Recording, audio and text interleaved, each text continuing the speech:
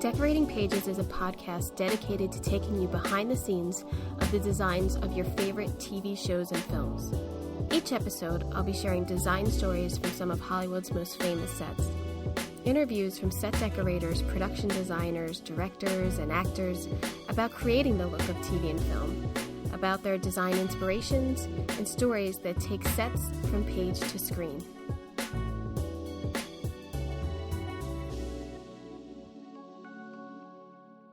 Hello, and welcome to Decorating Pages. I'm your host, Kim Wanup. So what's everybody up to? I feel like we're at the point where being creative is over. Like, we've done our little projects, we're getting restless, and it's all about the surface, if it hasn't already. But I keep kind of laughing to myself because I'm really okay with being home and taking a break. I mean, we all work so hard and such long hours and get so consumed when we work, sometimes doing 2 or 3 jobs at a time. So let's just enjoy this. Just remember, let's just enjoy this. We're going to get back to work. There's way too many articles out there just trying to come up with an answer, and I'm just not going to get into it this week. But I do feel like it's the breaking point for Los Angeles because I can see like traffic has been picked up a little or a lot.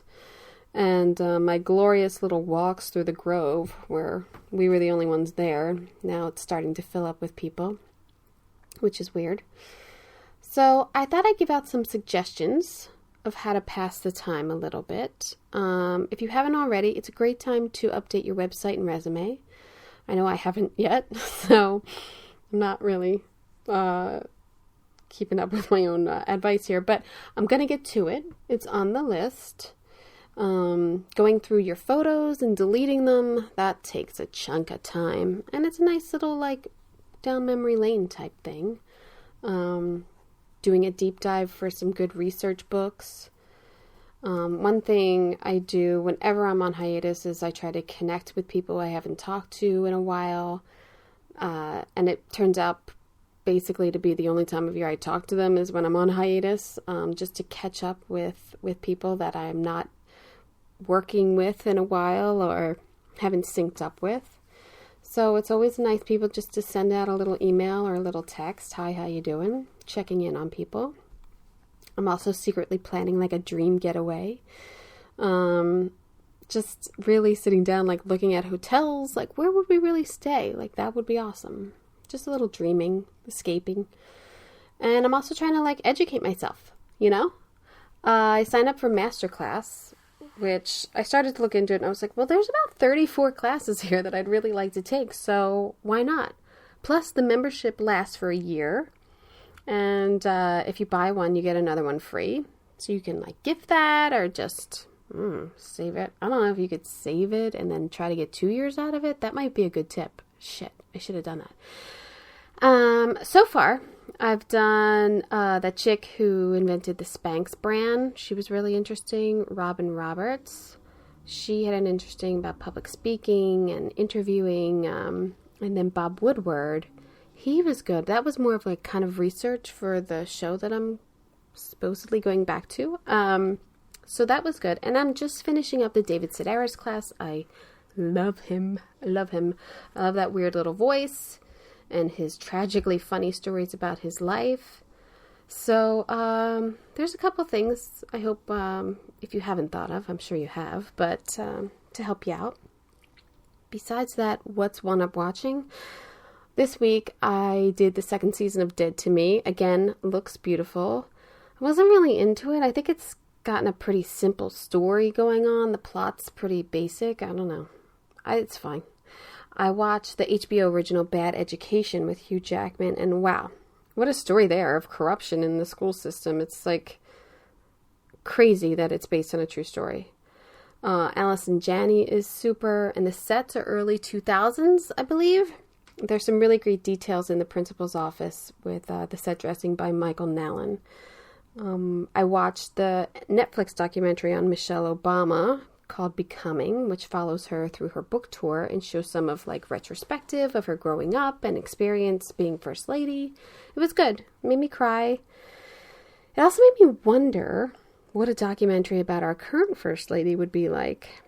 And I'm serious. I mean, I would watch it. I think it's interesting what she has had to go through and what she's really thinking. And I think, in a couple of years when they're divorced and the gag order's lifted, she can really talk about it.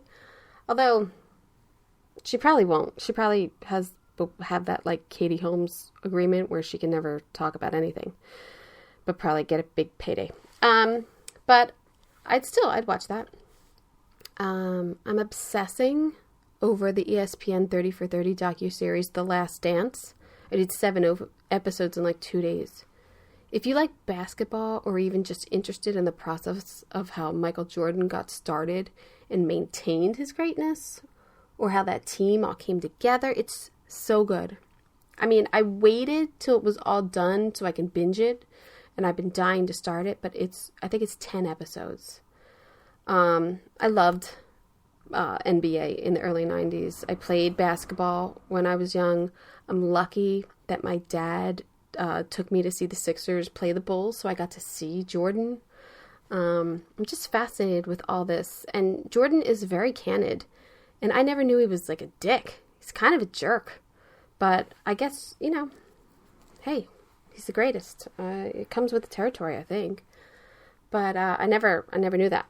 So I do like seeing in his interviews, which I'm assuming are in his house, that they just filmed for hours and hours. I mean, he's got like a drink next to him and a cigar that they don't really touch. But then at a certain point, it gets to be like nighttime. So I don't think they were ready for that. They just keep filming. It's kind of great to see. Other than that, I mean, it's great footage. And it seems like they've interviewed everyone and their mother for it. So really looking forward to finishing up that this week. In this episode, I conclude my interview with production designer Eugenio Caballero. He speaks about his very unique design process in designing the film Roma. He has some extraordinary experiences working on films, and he talks about those collaborations with directors like Jim Jarmusch, working and traveling in this industry with a family, and how releasing films on streaming versus theater, and his opinion on that. So I hope you enjoy.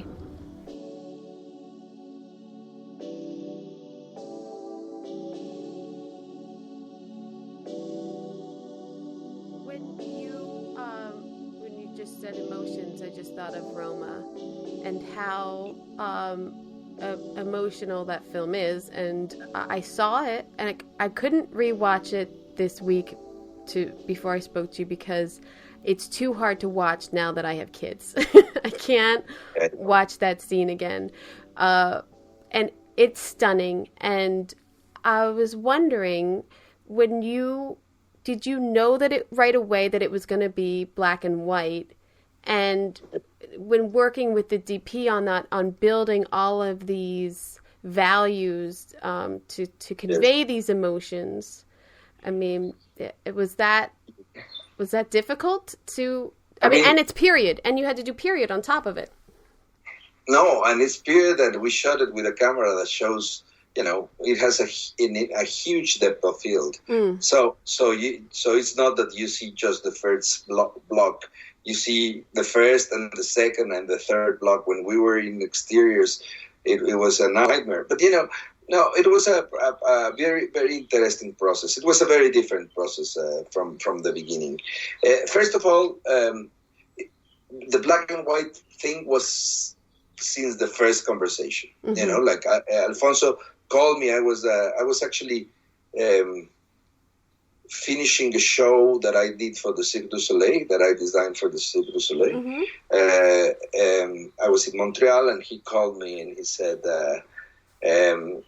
I have this film that I want you to do, that I want to do together with you, and it's a very autobiographical film. It happens in Mexico City in this period. It's black and white, and I have a script, but I'm not going to share it. That was the first conversation. Well, you really get screwed with, like, I have a script, I'm not telling you what it is, or I don't have a script at all, but I still want you to do it. Yes. No, I mean, yes, it happens all the time. No, but trust. And I think that the result of these films are just because they completely break the rules of the way you normally do a film, like that you have a full script. But, I must say that the script of Roma, that I read it when we finished shooting, it's one of the most moving scripts that I've read in my life, But he didn't share it. And because he had some ideas in his head, he said, "I'm not going to talk about story in this one. I'm going to talk about subjects. Which are the subjects that we want to portray?" And we talked a lot about that. A lot about these subjects. The social difference in Mexico, the position of the woman in the social classes, obviously, the political context, the obviously the emotion of a family that is breaking up, and the point of view of the kids. The fact of how these women, leave things in a different way, just because they come from different context, social context, and more and more and more and more, so we talked about that, and then it's very. This is very strange to explain to people that does not do production design, look, and set decoration. Luckily, you are in the business, so you are a production set decorator, so you will really understand what I'm going to say. I think that the film end up the way it does just because we start completely backwards, or let's say, normally when you read the script and you think of a set, you said, okay, this is a set, it's huge, it's a street. So this street, we have to find a street, and then there's billboards, and then there's, there's all this, what I call urban furniture, which is, street lights and things. And then there are businesses, and in these businesses, each business has, its own requirements of set decoration, or this is a house, and in a house, you have to find the set first, and this is the house, the space, and then you go to the furniture, the paint, the furniture, and then the details, right?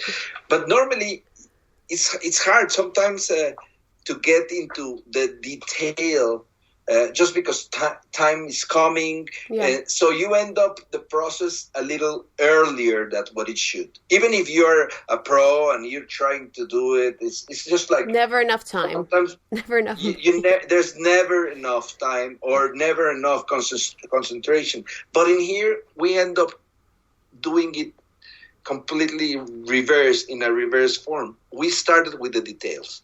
We didn't start about how was the set, but which were the toys that the kids have. So first we got the toys, and then how was the furniture? How was the cloth? The fabric of the furniture, or more than what was the shape? And then you end up with the shape, and then you end up doing it with the floors and with everything. So when you come to the total, you had already the details sorted out and clear and informed the whole thing. So really, it's a very different approach. It's a very different process. I don't know if I'm explaining myself well. No, I get it completely. I mean, you're working backwards, but it is the details that make up the layering of who these characters are, and this lived-in look, and this home that they have there, and I totally understand. That's hard to do. But that can only happen. That can solely happen if the film is built like that. Because it's a process that it's so radical that almost all the directors will be crazy about not presenting a set, and presenting a toy. Or something like that, Yeah. I don't think I could really walk into many meetings just with like a snow globe and being like, hey, this is what I'm thinking for this guy's office or something. Yes. Well, but in this case, it was like, just because the director wanted like that, just because this film was built from memories, and memories starts with details. Yeah. You know? Oh, yeah. And so personal. So it was a beautiful experience. It's one of a kind, you know, like it's one of those things that I will cherish all my life. It sounds corny, but no, but you know, like, I will cherish it because it was a complete, you know, sometimes when you have, you know, 25, 30 years doing this, you think that sometimes you know the processes, you know, sometimes they hire you because you're the one that know how to solve something, you know. What is beautiful about this business, and Roma was one of those, is that there's certain moments in which you have to, you know, learn again. Yeah. Forget what you learned and start it again with a new optic. And that kind of refreshes you so much, because there is so much in this business that can weigh you down with, you know, the meetings and this and that, and you get away from the creativity and the process. So I'm sure, and I've had, you know, sets and things that bring you back to the passion of it and why you really do it. I mean, that's so rewarding. It is, and I've been lucky just because, you know, I've been in some of those, you know, like the film that I did with Jim Jarmusch is called The Limits of Control. Yeah. It's a film that almost no one have seen. I like it a lot, and Jim likes it a lot too, you know. Yeah. It's a very strange film. I don't know if you saw it. I didn't. You know, I tried to see it this week because I like Jim Jarmusch. I mean, I his films are always sort of fascinating, and I love Broken Flowers and all that. It's just, I couldn't get to it. Sorry to say, but oh no, I know it's hard. It's hard. It's one of the most extreme films of Jim. It's almost like an essay, you know, like. But you know, it was a beautiful way of doing it too. You know, Jim. You know, when we started this film, we went into a trip of locations. Where did you shoot it? Jim Jarmusch in Spain. In Madrid, then in Sevilla, and then in Alicante. No, wow. And so Jim had only 30 pages of the script. No, and the whole idea was to build it through the experience of the location trip that we did.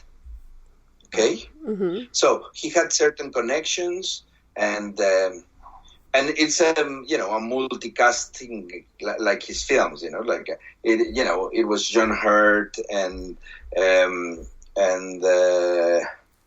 Yuki Kudo. It was Gael. It was Isaac de Bancolé. It was what's the name of this amazing, beautiful woman? Tilda Swinton? Tilda. It was Tilda. No, it was, you know, a couple of great Spanish actors. It was just crazy, and how he was building the characters, and they would come just for their scene, which was kind of isolated of the whole film, and he will, you know, write the dialogues with them too. But before that, we did this trip of location, the three of us. You know, Christopher Doyle, the DOP, which, you know, I don't know if you remember who's him, but, you know, this crazy, amazing artist. No? It is a... Blanking on his... Yes. Hmm? I'm blanking. I know I've probably seen his work. Well, he did in The Mood for Love and all the films of Kar-wai, you know, of Wong Kar-wai. Oh, and, you know, he was he's still, for me, is the enfant terrible of the of the photography. But he's crazy. So he, and then wonderfully crazy. I'm gonna say it. He, Jim, and me just walking in the streets of Spain, going to see some shows, hearing certain music, getting certain connections, going into a place, and it was beautiful to see. We all had a little camera, like a digital camera, in our hands, and so each one of us could take completely different pictures of one same space because of different reasons, and it was very interesting just to put them together later and say, how can a space can give us so different options, so that was also a gift, and I always loved Jim Jarmusch, it was one of my huge inspirations when I started doing films. So, I mean, it seems like you do get to be a part of these. I mean, you have a phenomenal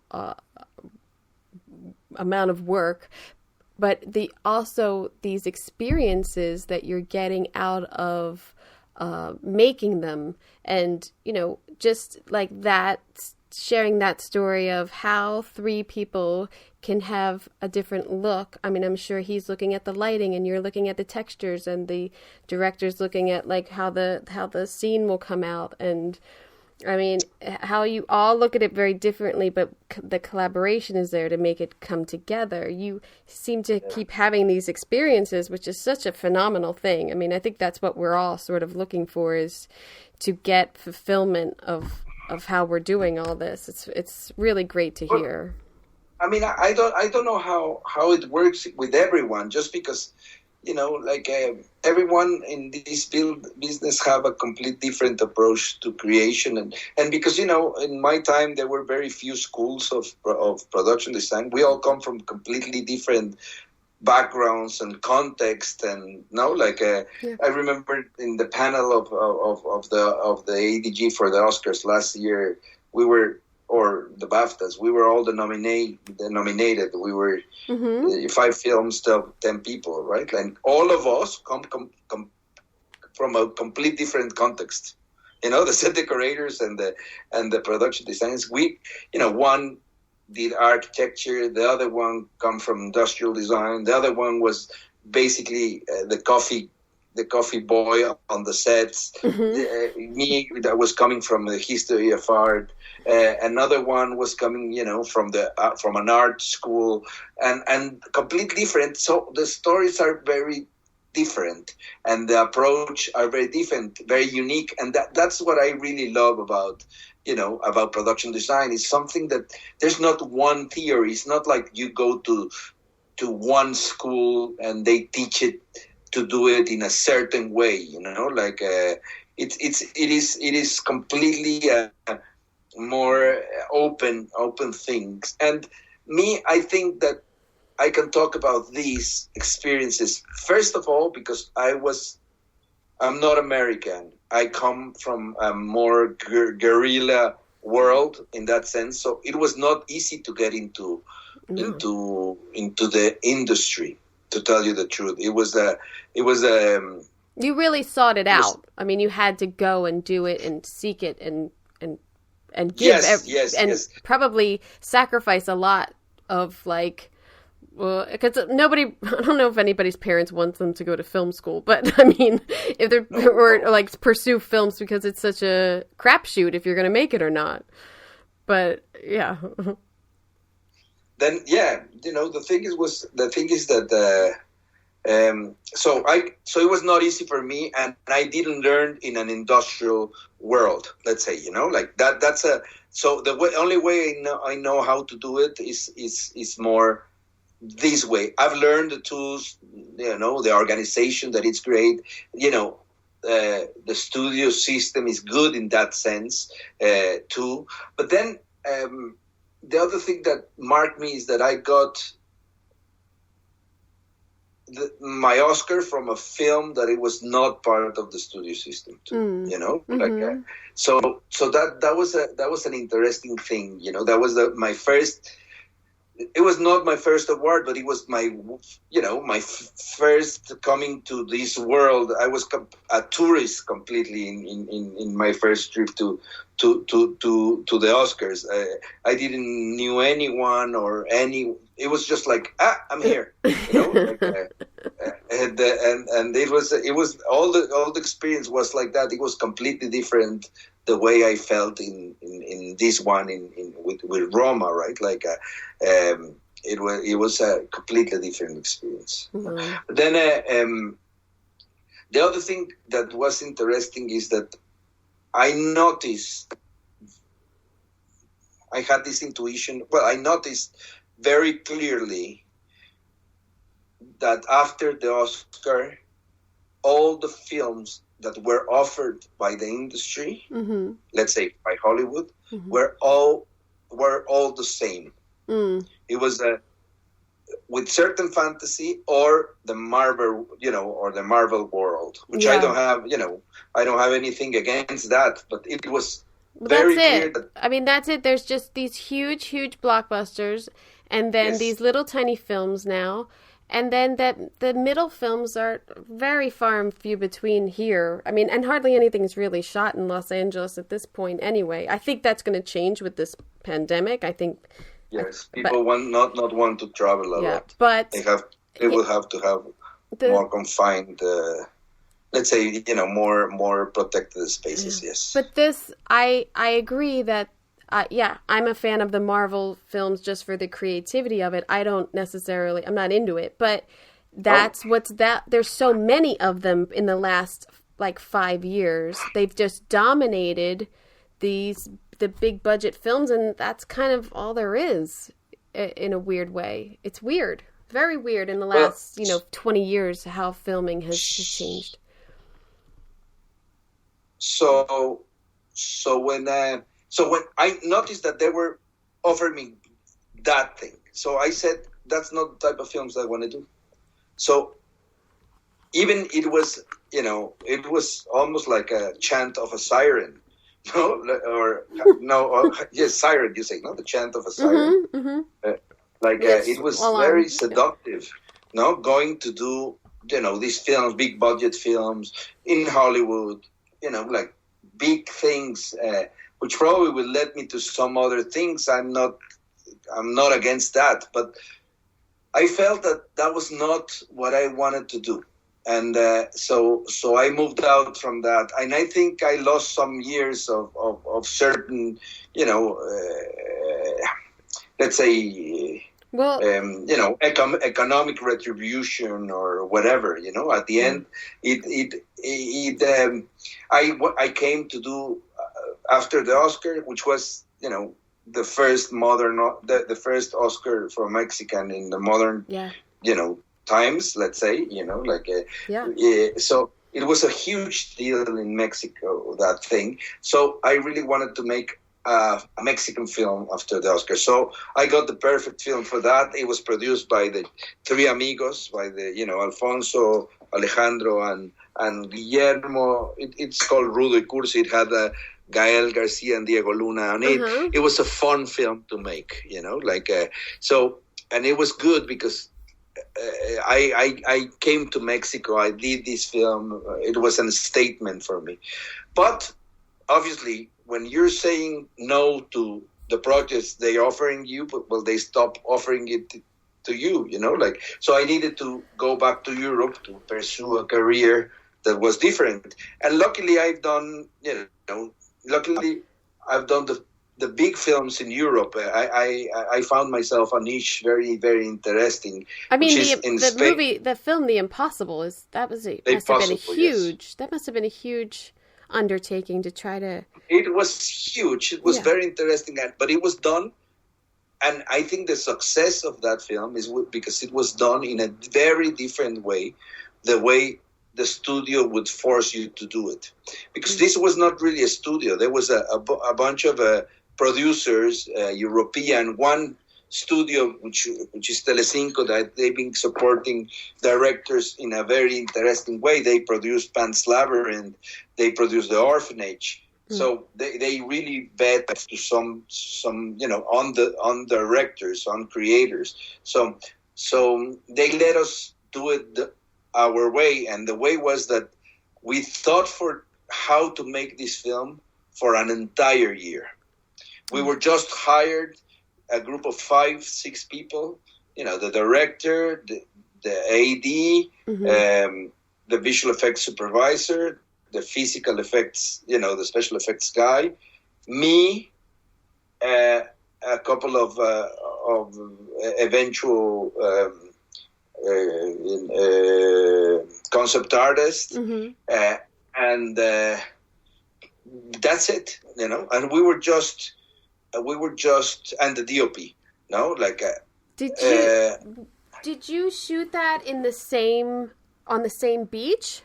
Was that a different beach? No. It was.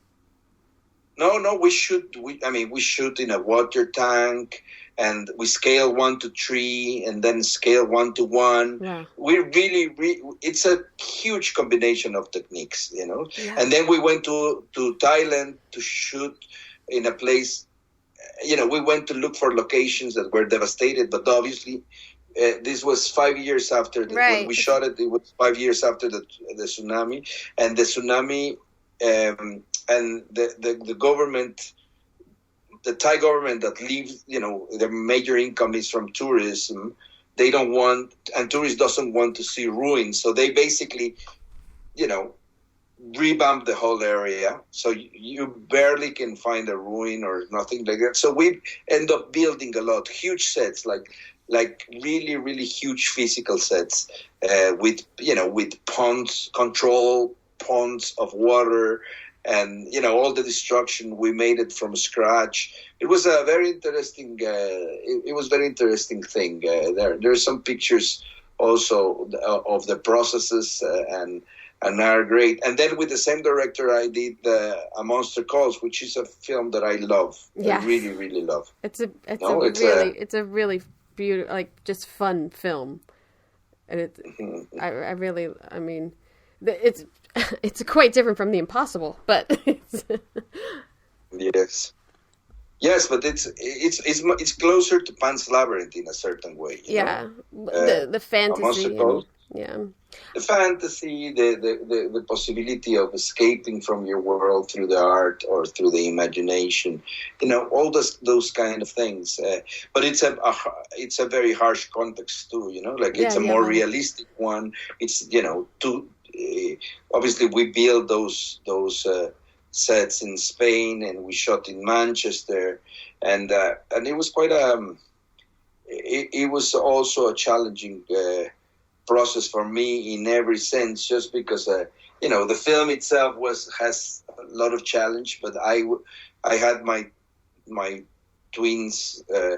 They were 6 months old, and so we were in a different country, with the mother of the children, with my ex-wife, and so it was kind of a it's one of those difficult things where life and life and work they go together, you're not one tend to think as a creator when you think in a creator, you don't really think in how was his life when he was doing that part of things. Those kind of things.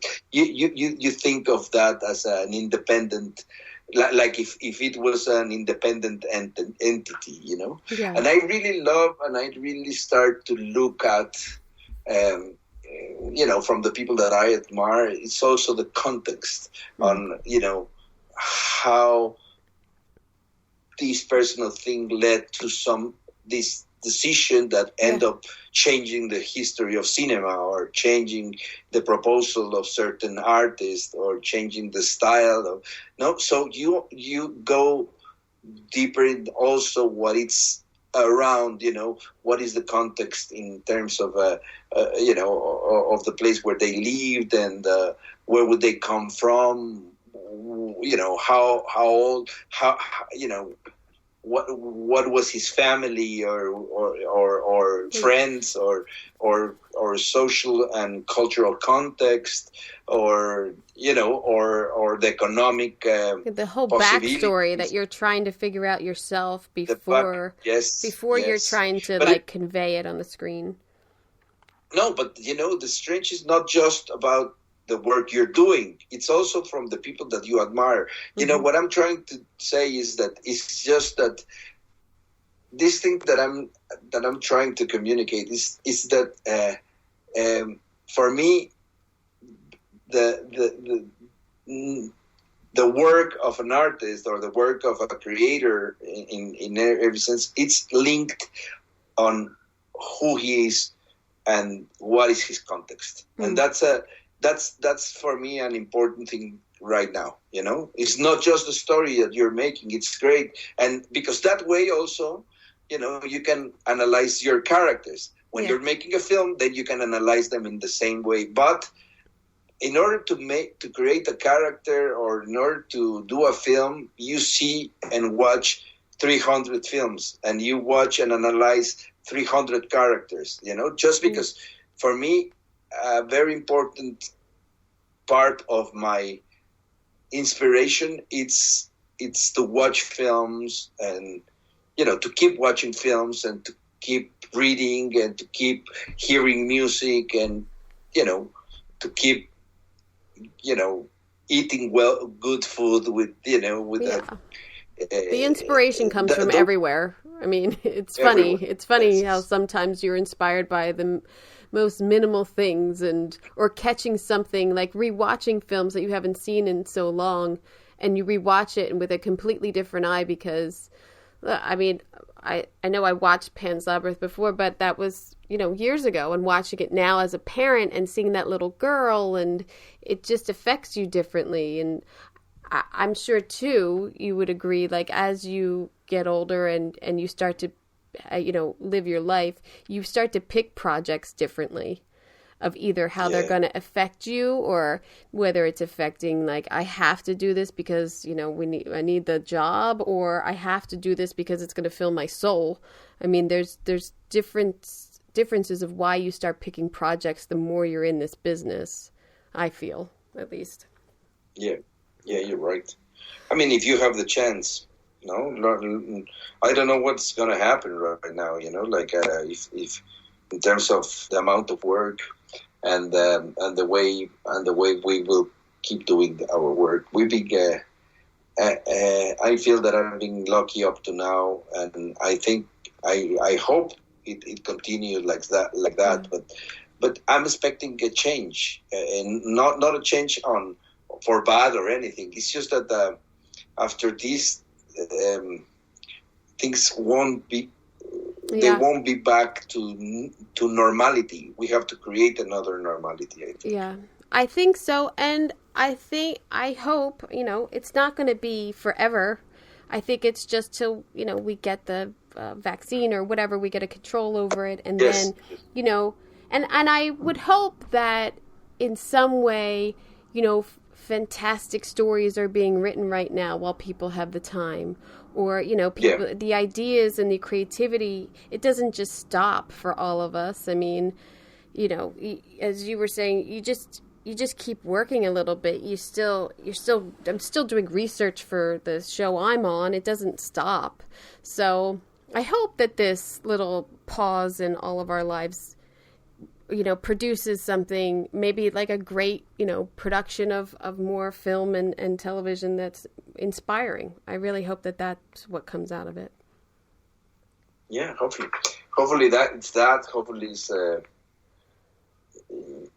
yes, good stories, that comes and probably change certain things that it's strange at the end. I think that what suffer more is the place where you have to go and put yourself in the middle of a closed place with a lot of people. People will be, and it's strange because that's one of the things that I love the most about films, just probably because of nostalgia, of my own nostalgic thing, but going to the cinema as a ritual as a social ritual too. Yeah, it's part of my deepest, and fondest memories. Yeah. Oh, yeah. Absolutely. So I'm not sure. I mean, the world is not leading us to that. It's leading to another thing, and I'm all right with that. Like there was a huge debate about Roma and the reduced possibility of seeing it in cinemas. Right. But at the end, for me, was a super interesting thing that a lot of people in the world had the chance of seeing it almost at the same time. People that an immense percentage of that people wouldn't have the chance of seeing the films of seeing the film in a movie hall, I agree, or in a movie theater. I think too. I mean, because I am a huge Netflix fan, just of the content that they put out. I think too, the accessibility to get the projects to people is very important, and it is really hard to go to the movies now when it's like $40. Of course. If you go with a family, it's absurd. It's insane. And, I understand the costs and everything, but at the same time, it's driving people to just stay home and wait 2 weeks and then it's going to be out. So, and our TVs are getting better and our TVs are getting bigger. Like, it's a beautiful film. It's not taken away at all that it's not up on the screen. And even when it was released, if people really want to go see it, they will. I really believe that. I think the same thing with the Irishman. They did the same thing, and if you want to go see it on the film, you'll make that time and effort. I have no doubt, that it. I don't think it. Yeah. If you have the chance. Yeah. The thing is that a lot of people doesn't have the chance to. Yeah. Most of the people in a huge part of. Consumers of, let's say, viewers of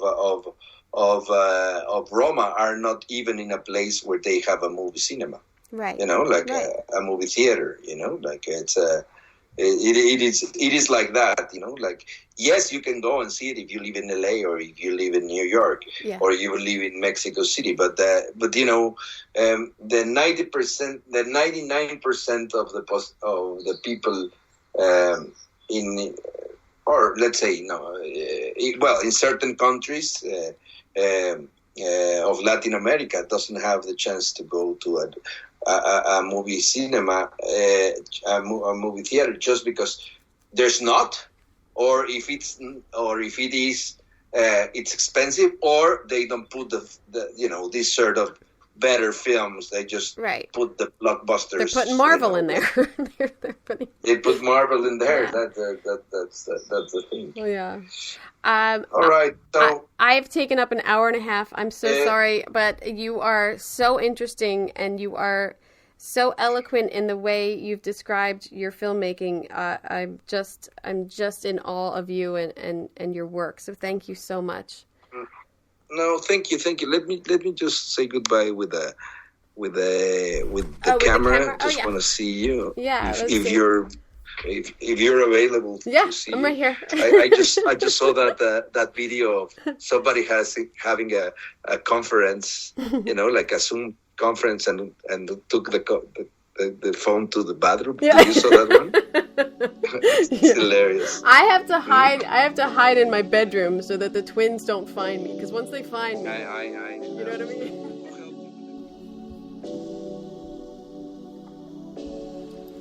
I thoroughly enjoyed this interview. I mean, to listen to the process of designing Roma and thinking of working in that way. I mean, I've definitely bought smalls before I find the sofa, but to really commit to that process in the film on every level is just fascinating, and I'm so glad that he was able to share that. I'm like obsessed with Roma now. It's just so gorgeous, and I just keep looking at all the dressing and the camera work. It's just dazzling. I'm so grateful to be able to talk to him for that. So thank you so much for sharing that. I hope you enjoyed that interview as much as I did. Next week's episode is production designer Bob Shaw. We talk about The Sopranos and Boardwalk Empire and The Irishman. He was just lovely to talk to. You're going to like that one. And he has some beautiful songbirds singing in the background. Very calming. So yeah, that's next week. If you would like to see some images from this interview of Eugenio's work on Pan's Labyrinth or Roma, check out videos on Decorating Pages podcast website and the Decorating Pages podcast YouTube channel. They're just quick little picture pages to go along with this interview that you just listened to. So check it out. Hey, I want to thank you for everyone who has rated and actually took the time to review this podcast. Yeah, I'm talking to you, Deacon Design. Thank you so much for writing that review. It's so greatly appreciated. And if you feel the need to review the podcast on iTunes, I'm accepting 4 and 5 stars only. So go at it. Just kidding, but not really. I hope you got an earful. I'm Kim Monup for Decorating Pages. Did you know you could social distance on a Stogie Floaty? You can. It's 7 foot long. Stogie Floaty, luxury pull float. Float in style. Available now on Etsy, Amazon, and StogieFloaty.com.